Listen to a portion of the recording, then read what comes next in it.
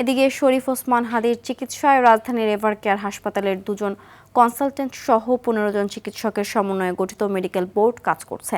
হাদির সার্বিক পরিস্থিতি অত্যন্ত আশঙ্কাজনক উল্লেখ করে শনিবার বিকেলে এক লিখিত বিবৃতিতে মেডিকেল বোর্ড এই তথ্য জানায়। তবে কিডনির কার্যক্ষমতা ফেরত আসাকে পজিটিভ দেখছেন তারা। এদিকে একই হাসপাতালে নানা রোগে জর্জরিত হয়ে চিকিৎসাধীন রয়েছেন বিএনপি চেয়ারপারসন খালেদা জিয়া। নতুন করে তার স্বাস্থ্যের কোনো পরিবর্তন না হওয়ায় ইলেকটিভ ভেন্টিলেটর সাপোর্টে রেখেছেন তার মেডিকেল বোর্ড।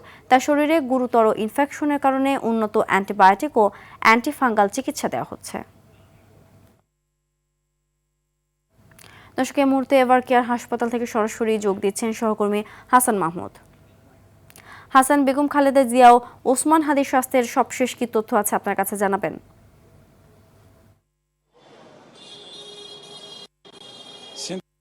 খালেদা জিয়ার স্বাস্থ্যের সর্বশেষ অবস্থা এখন পর্যন্ত আজকের দিনে আনুষ্ঠানিকভাবে আমাদেরকে জানানো হয়নি।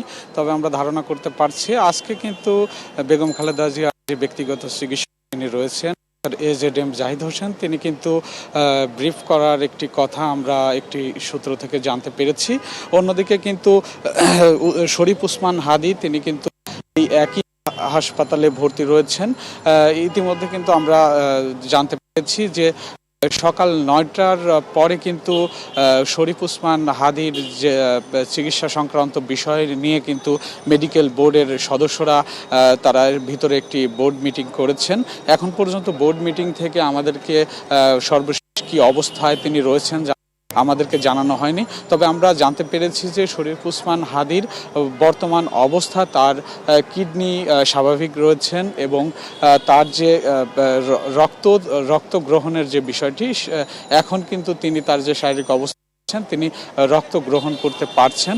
তো ডাক্তাররা কিন্তু সর্বশেষ যেটি বলেছেন, তিনি কিন্তু অত্যন্ত আশঙ্কাজনক অবস্থাতে তিনি রয়েছেন। তার যে শারীরিক অবস্থা, সেই অবস্থায় কিন্তু মেডিকেল বোর্ডের সদস্যরা কিন্তু তার চিকিৎসার যে ব্যবস্থা নেওয়া দরকার সব ব্যবস্থাই নিয়েছেন।